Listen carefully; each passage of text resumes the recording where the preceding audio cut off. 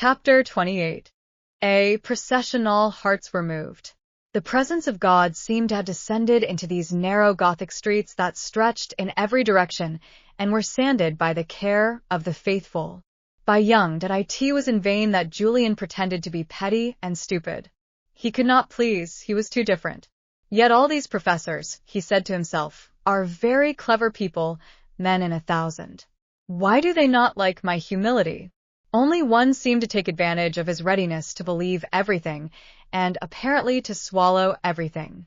This was the Abbé Chasbernard, the director of the ceremonies of the cathedral, where, for the last 15 years, he had been given occasion to hope for a canonry. While waiting, he taught homiletics at the seminary. During the period of Julien's blindness, this class was one of those in which he most frequently came out top. The Abbé Chas had used this as an opportunity to manifest some friendship to him, and when the class broke up, he would be glad to take him by the arm for some turns in the garden. What is he getting at? Julien would say to himself. He noticed with astonishment that, for hours on end, the abbé would talk to him about the ornaments possessed by the cathedral. It had 17 lace chasubles, besides the mourning vestments.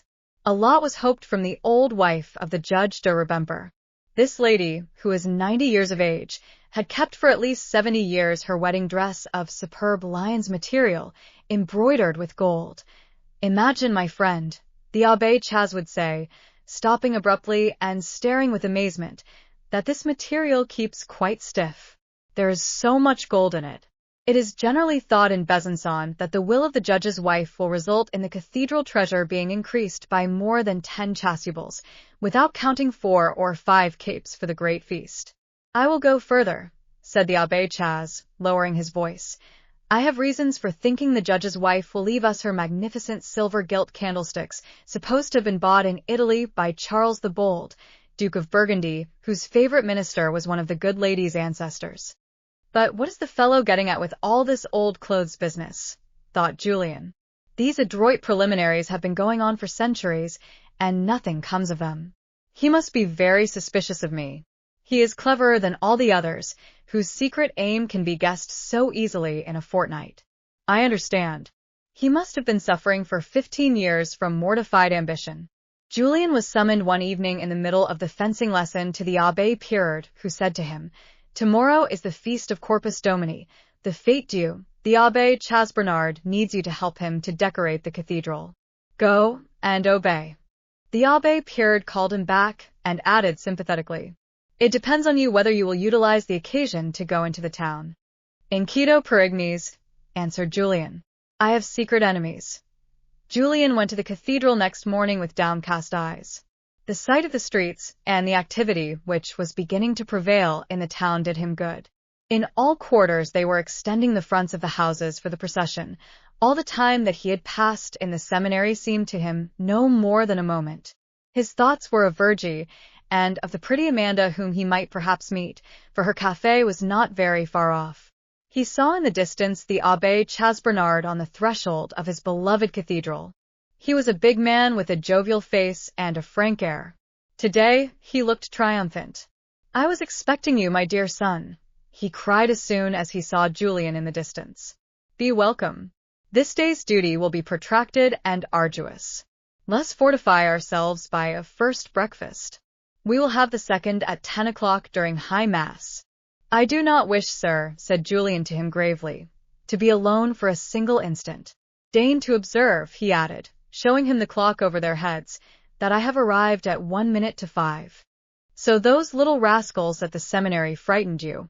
It is very good of you to think of them, said the abbé. But is the road less beautiful, because there are thorns in the hedges which border it? Travelers go on their way, and leave the wicked thorns to wait in vain where they are. And now to work, my dear friend, to work. The Abbé Chas was right in saying that the task would be arduous. There had been a great funeral ceremony at the cathedral the previous day. They had not been able to make any preparations. They had consequently only one morning for dressing all the Gothic pillars which constitute the 3 naves with a kind of red damask cloth ascending to a height of 30 feet. The bishop had fetched by mail 4 decorators from Paris, But these gentry were not able to do everything, and far from giving any encouragement to the clumsiness of the Besançon colleagues, they made it twice as great by making fun of them. Julien saw that he would have to climb the ladder himself. His agility served him in good stead. He undertook the direction of the decorators from town. The Abbé Chas was delighted as he watched him flit from ladder to ladder. When all the pillars were dressed in damask, 5 enormous bouquets of feathers had to be placed on the great baldachin above the grand altar. A rich coping of gilded wood was supported by 8 big straight columns of Italian marble, but to reach the center of the baldachin above the tabernacle involved walking over an old wooden cornice which was 40 feet high and possibly worm-eaten. The sight of this difficult crossing had extinguished the gaiety of the Parisian decorators, which up till then had been so brilliant. They looked at it from down below, argued a great deal, but did not go up. Julien seized hold of the bouquets of feathers and climbed the ladder at a run. He placed it neatly on the crown-shaped ornament in the center of the baldachin. When he came down the ladder again, the Abbé Chas Bernard embraced him in his arms. "Optime," exclaimed the good priest, "I will tell this to Monseigneur." Breakfast at 10 o'clock was very gay. The Abbé Chas had never seen his church look so beautiful. "Dear disciple," he said to Julien, "my mother used to let out chairs in this venerable building, so I have been brought up in this great edifice. The terror of Robespierre ruined us, but when I was 8 years old, that was my age then, I used to serve masses in private houses, so you see I got my meals on mass days. Nobody could fold a chasuble better than I could, and I never cut the fringes.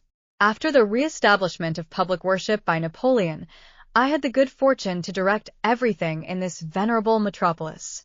5 times a year do my eyes see it adorned with these fine ornaments. But it has never been so resplendent, and the damask breadths have never been so well tied or so close to the pillars as they are today." "So, he is going to tell me his secret at last," said Julien. "Now he is going to talk about himself.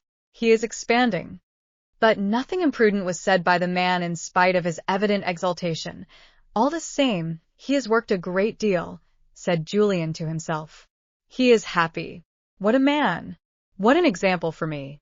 He really takes the cake." This was a vulgar phrase which he had learned from the old surgeon. As the Sanctus of High Mass sounded, Julien wanted to take a surplice to follow the bishop in the superb procession. "And the thieves, my friend! And the thieves!" exclaimed the Abbé Chas. "Have you forgotten them? The procession will go out, but we will watch, will you and I? We shall be very lucky if we get off with the loss of a couple of ells of this fine lace which surrounds the base of the pillars. It is a gift of Madame de Ribemper. It comes from her great-grandfather, the famous Count. It is made of real gold, my friend," added the Abbé in a whisper and with evident exultation. "And all genuine. I entrust you with the watching of the north wing. Do not leave it. I will keep the south wing and the great nave for myself. Keep an eye on the confessional. It is there that the women accomplices of the thieves always spy. Look out for the moment when we turn our backs."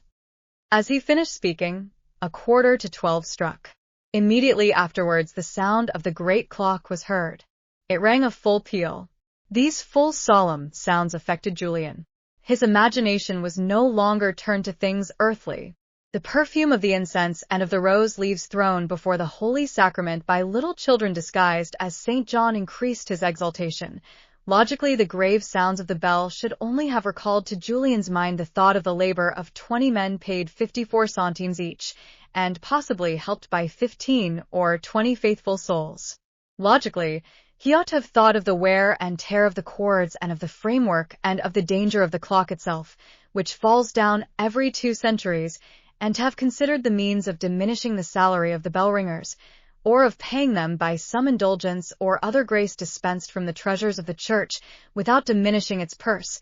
Julien's soul exulted by these sounds with all their virile fullness. Instead of making these wise reflections, wandered in the realm of imagination.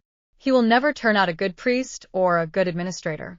Souls which get thrilled so easily are at the best only capable of producing an artist. At this moment the presumption of Julien bursts out into full view. Perhaps 50 of his comrades in the seminary, made attentive to the realities of life by their own unpopularity and the Jacobinism which they are taught to see hiding behind every hedge, would have had no other thought suggested by the great bell of the cathedral except the wages of the ringers. They would have analyzed with the genius of Bareme whether the intensity of the emotion produced among the public was worth the money which was given to the ringers. If Julien had only tried to think of the material interests of the cathedral, his imagination would have transcended its actual object and thought of economizing 40 francs on the fabric and have lost the opportunity of avoiding an expense of 25 centimes.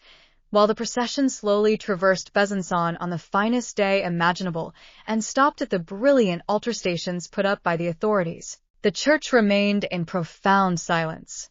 There prevailed a semi-obscurity, an agreeable freshness. It was still perfumed with the fragrance of flowers and incense. The silence, the deep solitude, the freshness of the long naves sweetened Julien's reverie. He did not fear being troubled by the Abbé Chas, who was engaged in another part of the building. His soul had almost abandoned its mortal tenement, which was pacing slowly the north wing which had been trusted to his surveillance. He was all the more tranquil when he had assured himself that there was no one in the confessional except some devout women. His eyes looked in front of him, seeing nothing.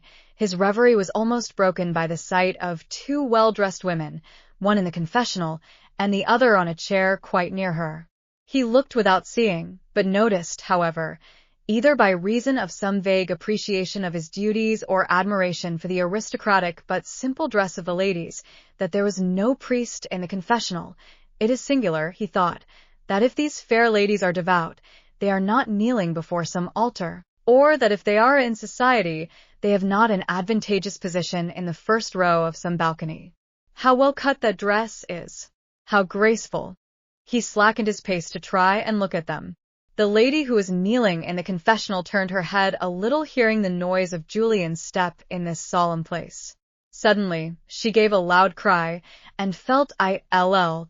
The lady collapsed and fell backwards on her knees. Her friend, who was near her, hastened to help her. At the same time, Julien saw the shoulders of the lady who was falling backwards. His eyes were struck by a twisted necklace of fine, big pearls, which he knew well. What were his emotions when he recognized the hair of Madame de Renal? It was she. The lady who was trying to prevent her from falling was Madame Derville. Julien was beside himself and hastened to their side. Madame de Renal's fall would perhaps have carried her friend along with her, if Julien had not supported them. He saw the head of Madame de Renal, pale and entirely devoid of consciousness, floating on his shoulder. He helped Madame Derville to lean that charming head up against a straw chair. He knelt down. Madame Derville turned round and recognized him. "Away, monsieur, away," she said to him, in a tone of the most lively anger. "Above all, do not let her see you again.